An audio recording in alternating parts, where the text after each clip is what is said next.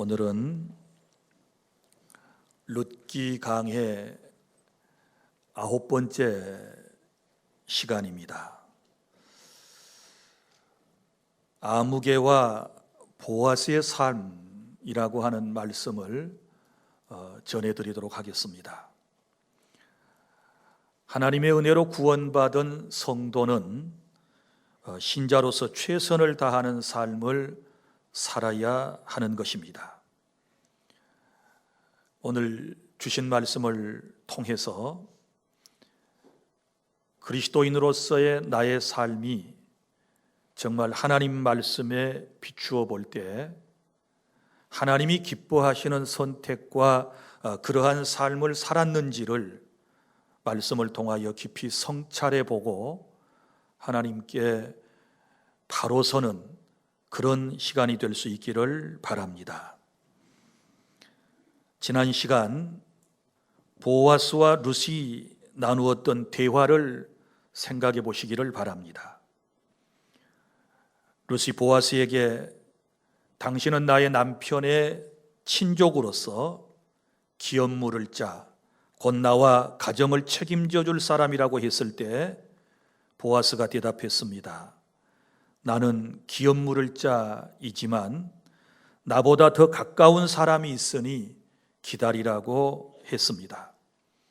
그리고 보아스는 그 절차에 따라 이 문제를 해결해 나가는데 보아스보다 더 가까운 친족, 본문에 아무개라고 소개된 사람과 그리고 보아스의 삶의 태도를 비교해 보면서 그동안 나의 신앙생활은 어떠했는가, 앞으로는 또 어떻게 살아야 할 것인가에 대하여 깨닫는 그런 시간이 될 수 있기를 바랍니다.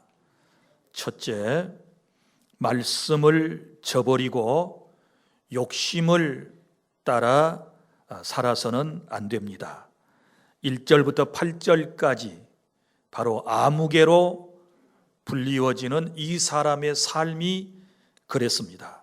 자, 1절에 보면 보아스는 성문에 올라가 앉았습니다. 과부 룻과 결혼 문제를 해결하기 위해서 그는 성문으로 나아갔던 것입니다. 요즘 사람들은 순간적으로 어떤 상대 이성이 마음에 들면 아무하고도 결혼을 하려고 그럽니다. 식구나 친척, 친구들의 반대가 있고 부모의 만류에도 불구하고 절차를 무시하고 감정에 따라 움직이는 경향들이 있습니다. 그러나 이스라엘에서는 절대로 그런 것은 용납될 수 없었습니다. 결혼은 개인의 문제가 아니라 가족의 문제였고 가문의 문제였고 또한 이스라엘 공동체의 문제였던 것입니다. 지금 보아스는 공적인 절차를 따르기 위해서 당시 사람들이 많이 모이는 성문 앞 광장에 앉아서 한 사람을 기다리고 있습니다. 그런데 마침 보아스가 생각했던 사람, 기업물을 짜가 그리로 지나갔습니다. 그래서 그를 불렀습니다. 그리고 와서 앉으라고 했습니다. 그런데 부를 때 뭐라고 불렀는가요? 오늘 말씀에 보면 아무개여 라고 불렀습니다. 여러분, 잘 아는 친척인데 촌수가 가장 가까운 사람인데 그의 이름을 몰랐을까요?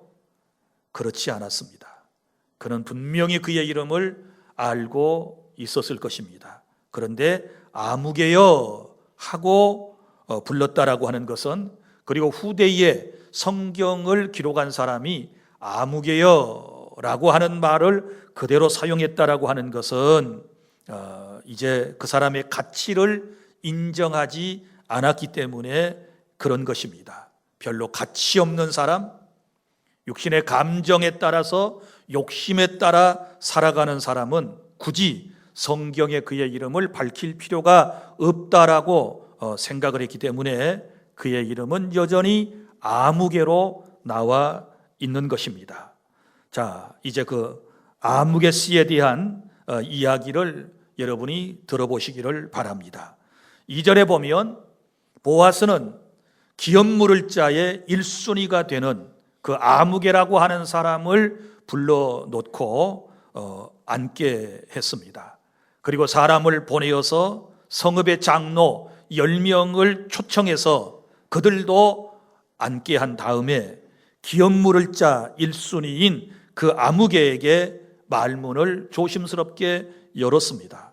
3절에 보면 모압 지방에서 돌아온 늙은 나오미가 우리 형제 엘리멜렉의 소유지를 팔려 한다고 했습니다. 그러니까 아마 엘리멜렉이 베들레헴을 떠나면서 약 10여 년 동안 누군가 그 엘리멜렉의 밭을 경작하고 있었던 것이고 10년 후에 돌아왔을 때 소유권은 여전히 엘리멜렉과 나오미와 그리고 두 아들에게 있었다라고 하는 것을 알 수 있습니다. 자, 여기 말씀에서 이제 모압 지방에서 돌아온 늙은 나오미가 우리 형제의 소유지를 팔려 한다라고 했을 때 이 말을 들은 1순위 아무개는 귀가 솔깃했습니다. 친척 중에 성인 남자가 자식을 낳지 못하고 죽으면 친척들이 그 소유지를 살 수 있었기 때문입니다. 친척 가운데서도 촌수가 가까운 사람인 자기가 살 수 있었기 때문에 그는 마음에 솔깃함을 가졌습니다. 4절에 보면 보아스는 나오미 곧 그의 남편 엘리멜렉의 소유지를 율법에 따라 여기 증인인 장로들이 보는 가운데서 그것을 네가 사라고 말했습니다. 바로 그것을 말하려 알게 하려고 너를 부르고 여기 그 증인들로서 장로들을 초청하였다라고 설명을 하는 모습을 볼 수 있습니다. 그리고 말씀 가운데 보면 여기 보아스가 1순위인 아무개에게 이렇게 말했습니다. 만일 내가 물으려면 물으려니와, 이 말은 무슨 말이에요? 엘리멜렉의 밭을 네가 살려면 그 말이죠. 살려면 사려니와, 만일 네가 물으지 아니하려거든, 이 친척의 밭을 사지 아니하려거든 너의 다음은 나요. 내가 이제 우선순위가 생긴다고 보아스가 그에게 말하는 것입니다. 그 외에는 물을 자가 없느니라. 이렇게 자초지종을 설명을 하게 되었을 때 이 기업 물을 자의 1순위가 된 아무개가 뭐라고 대답했습니까? 그가 이르되 내가 물으겠다. 자기가 그 친척의 밭을 고엘 제도, 기업 물을 자의 제도에 따라서 사겠노라고 대답을 했습니다. 이 사람은 계산이 매우 빠른 사람이었습니다. 자, 땅을 사서 늙은 과부를 먹여 살리고 또 나오미가 나이가 많아 아이는 낳을 수가 없으니 곧 그가 머지않은 장래에 죽게 될 것이고 그러면 그 땅이 자신의 것이 될 것이라고 생각을 하고 자기가 그 소유지를 사겠다고 대답을 했던 것입니다. 이제 5절 말씀으로 이어집니다. 반전이 일어나는 것을 볼 수 있습니다. 이 아무개의 말을 들은 보아스가 한 말입니다. 5절 말씀입니다. 보아스가 이르되 내가 나오미의 손에서 그 밭을 사는 날에 곧 죽은 자의 아내 모압 여인 루색에서 사서 그 죽은 자의 기업을 그의 이름으로 세워야 할지니라 하니. 자, 이게 무슨 얘기인고 하면 밭만 사는 것이 법이 아니고 밭과 함께 이제 이 가문의 씨를, 후손을 계속 이어가기 위해서 룻과 결혼도 해야 된다라고 하는 말을 하게 되었던 것입니다. 자, 그랬더니 이 사람이 고민에 빠지게 된 것입니다. 다시 한번 생각을 해보아야 했습니다.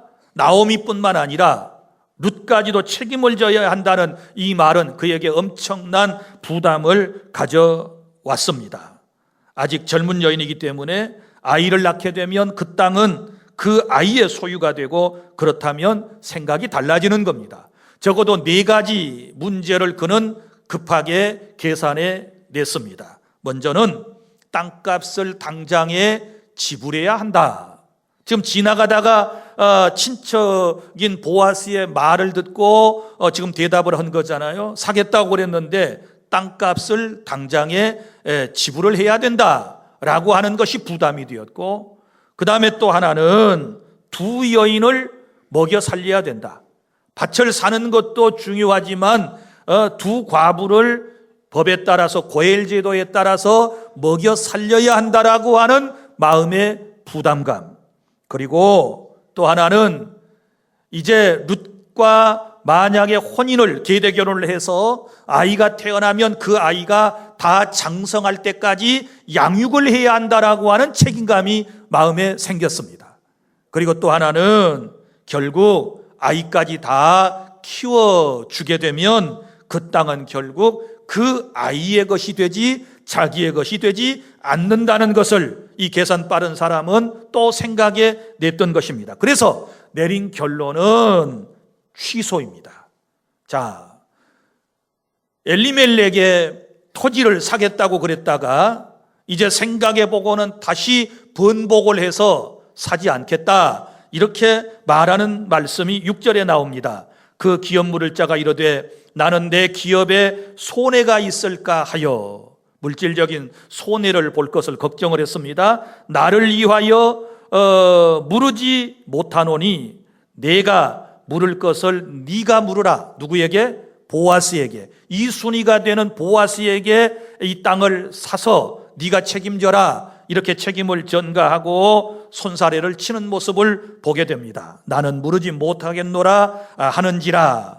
그리고 7절에 보면 옛적 이스라엘 중에는 모든 것을 물으거나 교환하는 일을 확정하기 위하여 사람이 그의 신을 벗어 그 이웃에게 주더니 이것이 이스라엘 중에 증명하는 전례가 된지라. 자, 무슨 얘기인고 하면 지금은 이제 뭘 사거나 팔거나 교환하거나 이럴 때에는 다 문서로 하잖아요. 그런데 예전에는 이것을 언약, 구두로서 말을 하게 되거든요. 그런데 구두 언약은 이게 많은 문제를 가져왔습니다. 서로 말이 다를 수가 있지 않습니까? 그래서 반드시 옆에 누가 있어야 돼요? 증인이 있어야 되는 거예요. 그래서 이 보아스는 증인들 10명, 곧 그 동네의 장로들을 초청해서 그곳에 있게 했고, 그리고 그곳에 수많은 동네 사람들이 또 무슨 일인가 하여 구경을 와서 그 광경을 지켜보고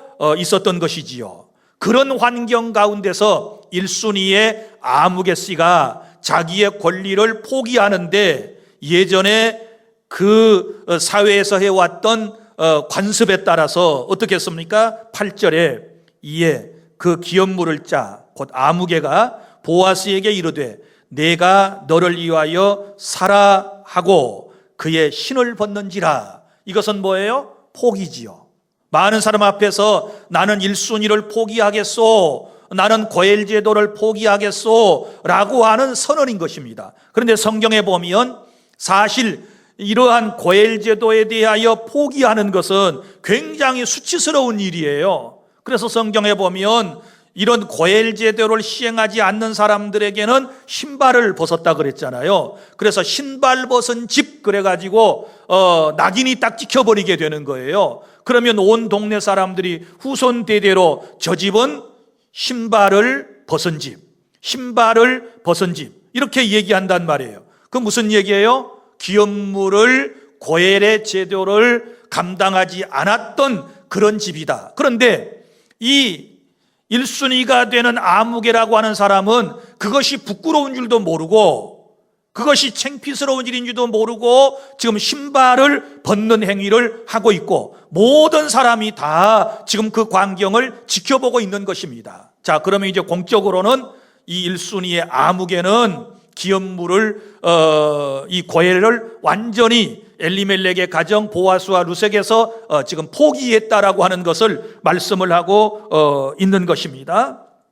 자, 여기 이제 말씀해 보면 그래서 보아스가 9절에 장로들과 모든 백성에게 이르되 내가 엘리멜렉과 기론과 말론에게 있던 모든 것을 나오미의 손에서 산 일에 너희가 오늘 증인이 되었고 1순위 되는 아무개가 포기했으므로 이제는 2순위였던 보아스가 엘리멜렉과 나오미와 룻의 소유가 된 그 땅을 산 것에 여러분들이 증인이십니다 라고 선언을 했던 것입니다. 그리고 또 10절에 보면 말론의 아내 모압 여인 룻을 사서, 룻을 샀다는 말은 사람을 돈 주고 샀다는 말이 아니고 그의 소유지를 샀다라고 하는 그런 의미예요. 사서 나의 아내로 맞이하고. 왜? 1순위 된 사람이 고엘 제도를 포기했기 때문에 자기가 이제 룻을 아내로 맞이하는 것입니다. 그리고 그 죽은 자의 기업을 그의 이름으로 세워. 이 말은 이제 결혼을 해서 후손을 낳아서 이 가문을 세워 나가며 그의 이름이 그의 형제중과 그곳 성문에서 끊어지지 아니하매 너희가 오늘 증인이 되었느니라 하니 하고 모든 사람 앞에서 공적으로 선언을 하는 그런 모습을 볼 수 있습니다. 그러니까 요약을 해보면 이런 얘기죠. 1순위를 맡았던 아무개 씨가 고엘 제도를 포기하게 되었을 때 2순위였던 보아스가 이제 엘리멜렉 가족의 모아미 룻의 가족의 땅을 사고 그 다음에 룻과 혼인을 해서 거기서 이제 후손을 이어간다라고 하는 것을 공적으로 선언하고 인정을 받게 된 거예요. 혼인이라고 하는 것은 이런 의미를 가지고 있어요. 두 사람만 좋아서 사는 게 아니고 공적으로 인정받는 이런 사회적인 공인이 지금이나 옛날이나 다 필요했었다라고 하는 것을 우리에게 말씀을 하고 있는 것입니다. 자, 그러면 우리 여기서 잠깐 한번 생각해 봐요. 자, 이제 사실 보아스도 마음에 엄청난 부담을 느꼈을 것입니다. 자, 친족인 엘리멜렉의 소유를 다 사줘야 돼요. 돈을 주고 사줘야 돼요. 그리고 또 만약에 지금 이제 룻과 혼인을 해서 룻이 젊기 때문에 아이가 태어나면 그 아이를 뭐 해야 돼요? 양육해 줘야 돼요. 그리고 양육해서 다 크고 나면 결국은 자기가 샀던 모든 토지를 누구한테 줘야 돼요? 결국은 그 태어난 아이에게 다 주는 것이 법이에요. 그러기까지 두 여인을 누가? 보아스가 책임을 져야 되는 거예요. 그러니 얼마나 부담스러운 일이었겠습니까? 이 일이 부담되었기 때문에 1순위 아무개는 결국 자기의 의무를 포기해버린 것 아니겠습니까? 그런데 여러분, 여기 보아스는 그러지 않았습니다. 자, 보아스가 여기서 이제 기업 물을 자의 사명을 감당한 것은 이런 이유 때문에 그랬습니다. 고엘 제도, 곧 기업을 물으는 이 제도는 하나님의 명령이었다. 믿습니까? 자, 하나님의 명령이었는데 어떤 명령이었느냐? 이스라엘 공동체를 보호하기 위한 한 가족을 대가 끝이지 않게 지켜나가는 사랑의 법이라고 하는 것을 그는 알았고 믿었기 때문에 순종을 했다라고 하는 사실을 믿으시기를 바랍니다. 이것이 중요해요. 그러니까 하나님이 명하신 고엘 제도이니 마땅히 내가 힘들고 어려워도 내가 물질적인 손해를 보고 내가 희생을 한다 할지라도 이 말씀에 순종해야 한다라고 하는 그 마음과 믿음에서부터 이 보아스는 룻을 아내로 그리고 그의 재산을 사주었다라고 하는 것을 깨달을 수 있기를 바랍니다. 사랑하는 주 안의 성도 여러분, 비록 자신이 많은 손해를 본다 할지라도 이것이 하나님의 뜻이며, 자, 친척의 밭을 사주고 그의 이제 과부 중 하나를 아내로 맞이하여 후손을 이어가는 것이 하나님의 뜻이며, 자신의 이웃 그리고 친척을 절망과 고통 가운데서 벗어나게 하며 새로운 소망과 기쁨 가운데 살아갈 수 있는 기회를 주는 것이라고 하는 확신이 그의 마음속에 있었기 때문에 그는 이러한 놀라운 행위를 믿음으로 할 수가 있었던 것입니다. 사랑하는 성도 여러분, 우리에게도 이런 믿음이 필요한 줄로 믿으시기를 바랍니다. 하나님의 말씀이라면, 하나님의 말씀이 사랑의 법이라면 내가 손해를 볼지라도 그 말씀에 순종하고 그 말씀을 따르면 보아스처럼 복된 인생이 될 줄 믿으시기를 바랍니다. 그러나 하나님의 말씀인 것을 뻔히 알고도 일순위 아무개처럼 자기가 손해볼까 봐서, 자기가 어려움을 당할까 봐서 그것을 포기해버리게 되면 그에게 돌아갈 모든 하나님의 복을 포기하는 어리석은 인생이 된다라고 하는 사실을 깨달을 수 있기를 바랍니다. 자, 이러한 보아스와 룻은 결국 오늘 11절부터 12절 말씀까지에 보면 모든 백성들과 그리고 장로들에게 축복을 받는 내용을 볼 수 있습니다. 여기 주변의 사람들이 그들에게 네 가지를 축복하는 것을 볼 수 있는데요, 제가 11절 12절 말씀을 정리를 해드리도록 하겠습니다. 먼저 11절 말씀에 보면 성문에 있는 모든 백성과 장로들이 이르되 우리가 증인이 되나니 여호와께서 내 집에 들어가는 여인으로, 누구예요?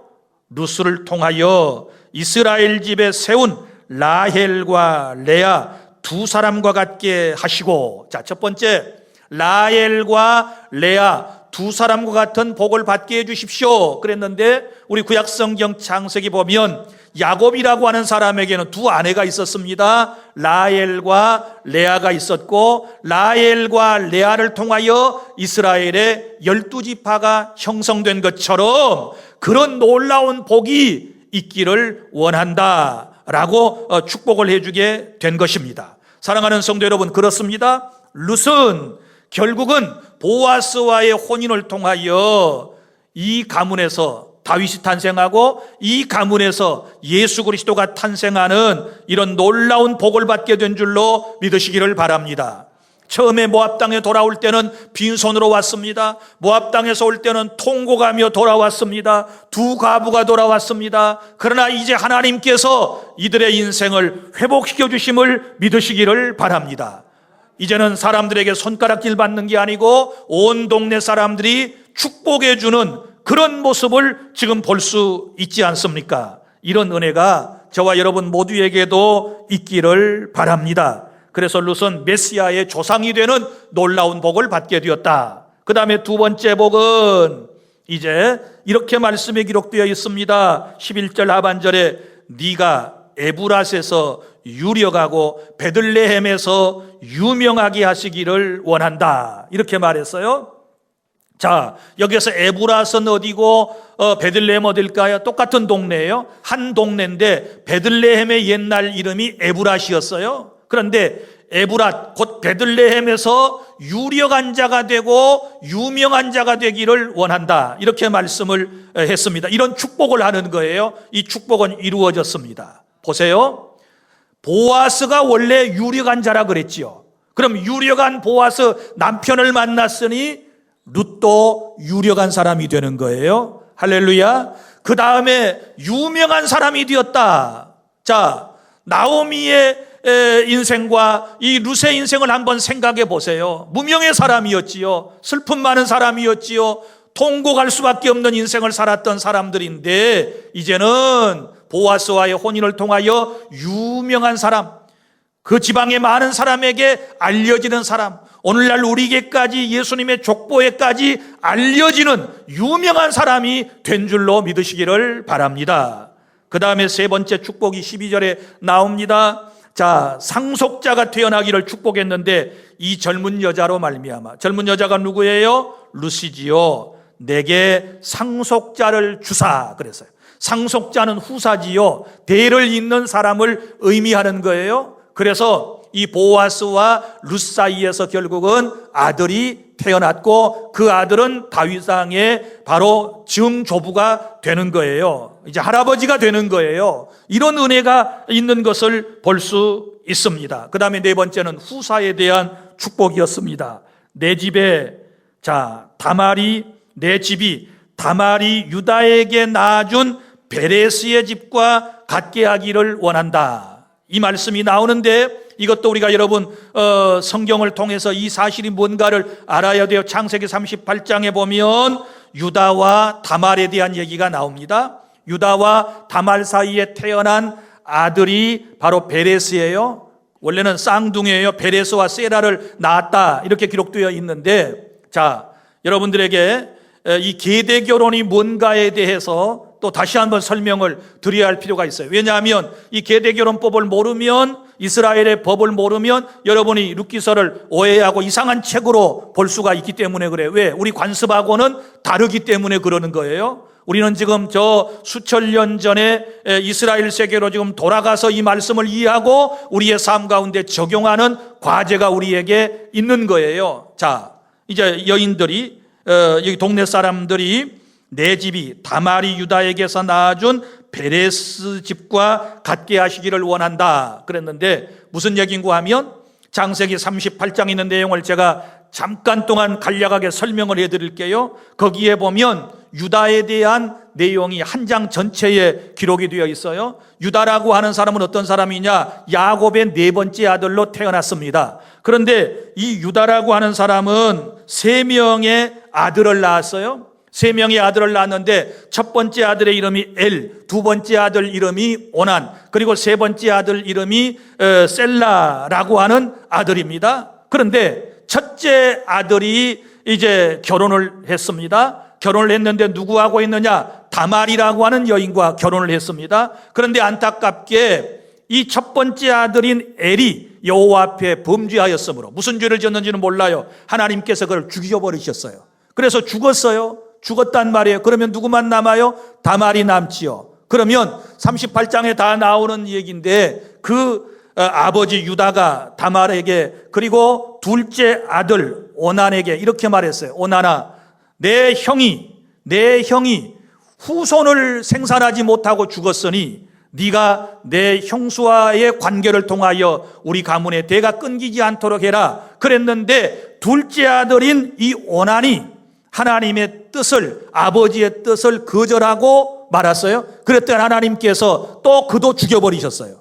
그러니까 계대 결혼이 얼마나 중요한가를 여러분이 알아야 돼요. 말씀에 순종하면 복이지만 순종하지 않으면 죽는 거예요. 그래서 이 오난이라고 하는 사람도 죽어버리게 돼요.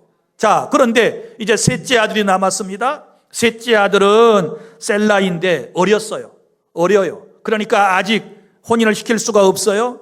유다가 말했습니다. 내 아들 셋째가 어리니 저 아이가 장성할 때까지 기다려라 그랬어요. 그래서 다말은 기다렸습니다. 이 아이가 장성했습니다. 그런데 아버지가 막내 아들과 자기와의 이 혼인 문제는 생각지도 않고 있는 거예요. 그래서 다말이 이러다가는 우리 가문의 남편의 후손이 끊어지겠다 이렇게 생각을 해가지고 성경에 보면 자기가 창녀처럼 자기를 가장하고, 그리고 시아버지와 관계를 가져요. 그리고는 거기서 잉태가 됐는데 쌍태가 되었다 그랬어요. 성경에.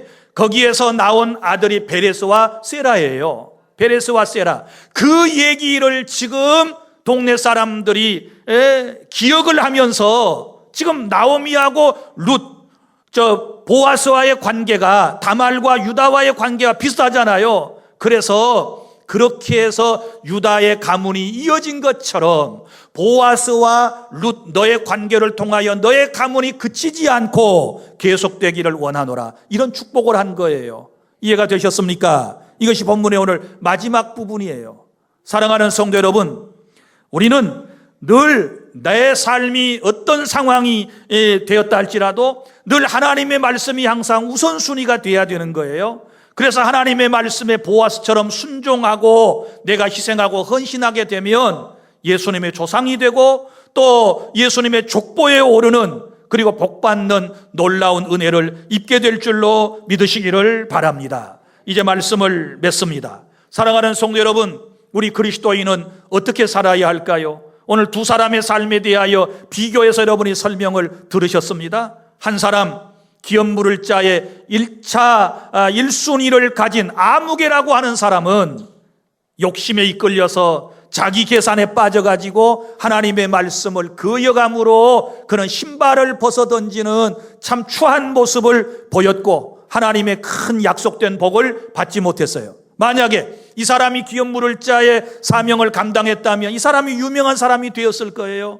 그런데 세상의 것 때문에 그 물질의 욕심이 생겨서 희생하기 싫어서 결국은 더 큰 하나님의 복을 포기해버리는 이런 안타까운 인생이 있었고, 보아스와 같이 똑같이 어려운 상황에서 자기가 감당해야 할 몫이 많고 희생하고 헌신해야 하는 상황에서도 하나님의 말씀이기 때문에 그 말씀대로 순종하고 자기 자신을 희생하고 헌신했더니 결국은 예수님의 족보에 오르는 존귀한 사람이 되었다라는 것을 여러분이 들으셨습니다. 어떤 삶을 살아가시겠습니까?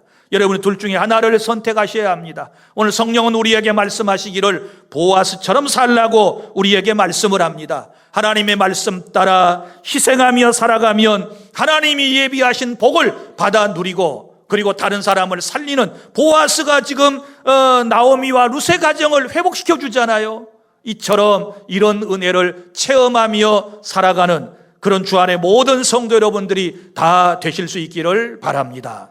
기도하겠습니다. 하나님 감사합니다. 오늘도 말씀을 통하여 우리에게 깨달음을 주시오니 감사를 드리옵나이다.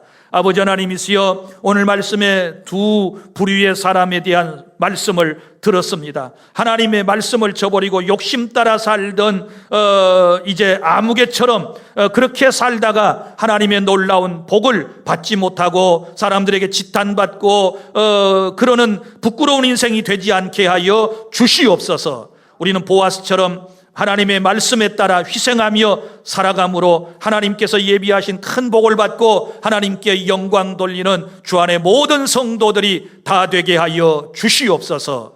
예수님 이름으로 감사하며 기도하옵나이다. 아멘.